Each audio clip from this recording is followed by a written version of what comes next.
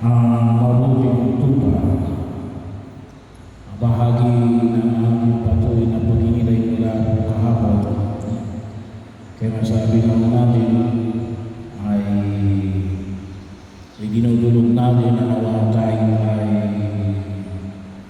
makaboto ng mga taong magiging mabubuting pastor.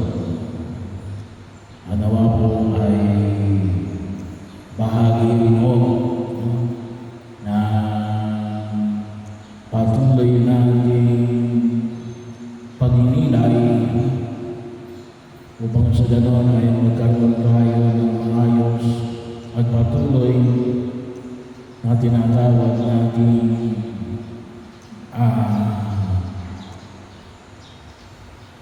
umuunlad na bayan ng Diyos. Kaya sabi nga rito na si Jesus ang mabuting pastor, hindi lang sapagkat inaalagaan niya yung kanyang tupa, ngunit siya'y mabuting pastor sapagkat handa niyang ialay ang kanyang buhay para sa kanyang tupa. Hindi lang po ito isang siya alam naman natin kapag nag-aalaga ng ano ang klase ng ayaw ay kapag ang pinag-usapan lamang ay financial gain ang kumita, siyempre alagaan mo yan kasi ibebenta mo yan. Kung sa larangan lamang na pananalapi, alagaan mo na yan. Kasi diyan ka kikita. Pero bahagi yung may pinamamamit na Jesus natin, yung pagiging pastor sa kanyang tupa ay hindi naman sumasaklang sa tinatawag natin financial gains. Hindi lamang para lumago ang pastor financially, socially, ngunit hindi sila ipinapakita rito yung ugnayan natin na tulad ng pag-aandog ni Jesus ng kanyang sarili na bahagi yun. Sabi nga natin na yung simbolo ng krus hindi makasarili, hindi ito ginagawa ng tupa na walang iba kundi kay Jesus sapagkat kailangan niya. Ngunit ang unang panguna yan ay para sa kanyang tupa. Kaya kinakailangan dumaan sa pintuan, hindi para magnakaw. Bahagi yun ay nakakalungkot lang ako yan sapagkat sabi nga natin kung minsan yung pamangkayan ay sabi niya ay kung minsan ay hindi na paglilingkod, kung minsan nalaman niya rin kung saan magkakapera. Kaya bahagi rin yun, may namimili ng buho, may nagbebenta ng puto, sa puto ninyo ay di sa kabanggi ng bayan. So bahagi yun. At kung minsan may mga taong nagbebenta ng kanyang puto, kasi nga kaysa naman sa wala silang mapala. Pero ito po ay hindi bahagi na kultura ugnayan ng pastor at ng kanyang mga tupa. Ito ay alin? Kultura ito ng alin? Magnanakaw. Yun yung pinahagi ko sa ito ngayon. At ano yun? Hindi dumadaan sa talagang pintuan. Kaya bahagi nito na kapag binabasa natin yung ika-10 kapitulo ni Salomon, na kung tawagin natin yung mabuting paso, ipapapanig din natin yung ako ang pintuan, kaya naman sabi niya, ako ang daan. May mga dapat dumadaan tayo sa tinatawag natin dapat daanan. Mayroong proseso. Kaya yung hamon tungo sa patulan ay hindi lamang hamon na rin na makarating tayo sa ating patutunguhan. Ngunit yung hamon na rin, yung pamamaraan ng pagdating natin sa patulan. Walang shortcut. Walang shortcut. At kumisa, ay masabi natin ay madugo,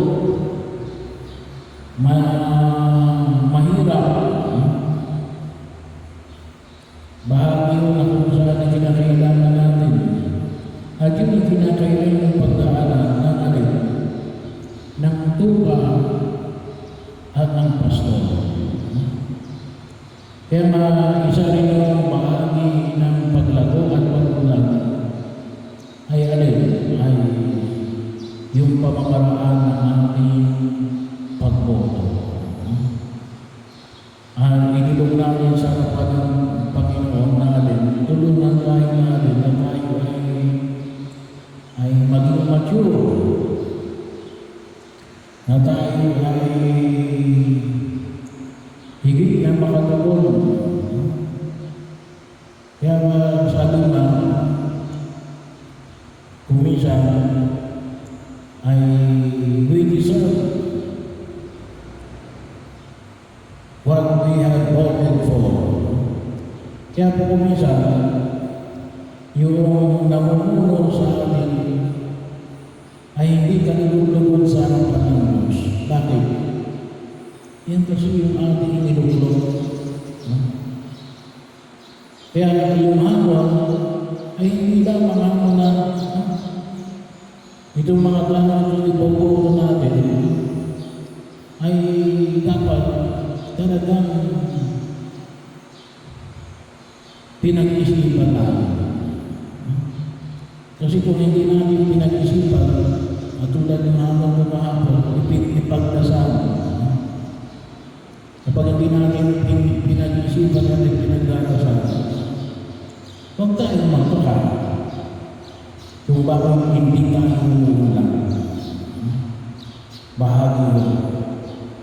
At sabi mo tayo ay may tungkulin, hindi lamang sa personal na pagkilos, ngunit tungkulin sa isang sambayanan na doon tayo humanto. Bahagi mo social responsibility kung tawagin natin. Kaya bahagi na makikita natin.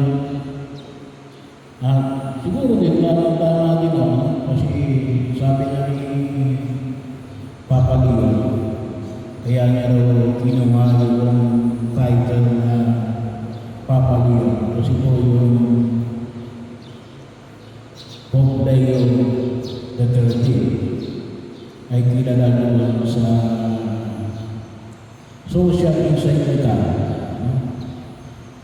tungkol sa social justice, tungkol sa karangalan ng pagawa. Mahalaga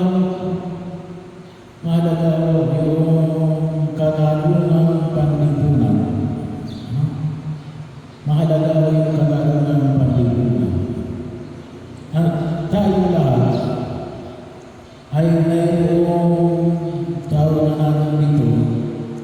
responsibilidad. We are all socially liable. Lalo-lalo na sa mga taong inuluklok natin sa ating mga pangbibunan pamumuno. Bahagi yun eh. Hindi naman siya napunta dyan. Nalalaman na kung sino. No? Tayo na luklok dyan.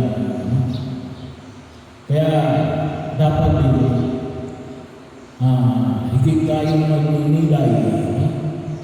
Mayroon nga sa kasabihan na kapag isang komedyante dinala mo sa kaharian,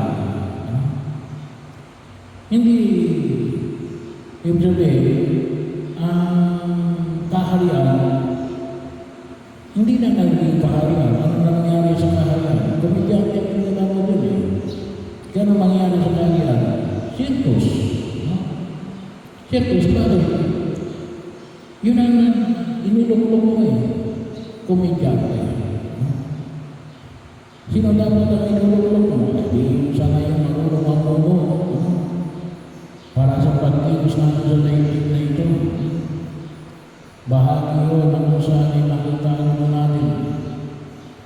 Kaya din po ay ipanalangin din natin. Sabi nga, yung mga tumatakbo na maging mamumuno, at sabi ko po, later on, kung may makikita kayo na gusto mo lang naman, magpakilala na agad kayo. Paano kayo ipuputo niya na hindi kayo kilala? Yung weight ng responsibility para kaibobo ay hindi nakasalalay doon sa butante. Bagamat, sabi nga natin, pwede niyang gumawa ng extra mile. Pero ikaw na gusto maglingkod sa bayan, ay magpakilala ka. Paano ka nila ipuputo kung talagang seryoso ba sa iyong midhiin na maglingkod sa bayan? Magpakilala ka muna. Kasi hindi ka mananalo kapag hindi ka kilala. Kaya yun ang bahagi yun na ipinamanin ng Pumi kapag kilala lang po ba ang kanyang pastor. Kilalanin ang tuba kung ito ay yung kanyang pastor o magnanakaw. Nakikilala ng tinig ng tupa ang tinig ng pastor. Kaya bahagi may mutual responsibility mo kayo. Bahagi yun ng pagkilos naman ang iyong mga kandidato. Pero yun naman yung mga ipanalangin natin na yung iluluklok natin at hinihin natin ang tulong ng Diyos at tayo kabayan. Humingi tayo ng tulong sa Diyos na ipadala sa atin ng Espiritu Santo na tulungan din tayong magdesisyon para yung mga mamumuno sa atin ay may tutuloy natin tumutugon bilang isang mabuting pastor katulad ng ating Panginoon Jesu Kristo.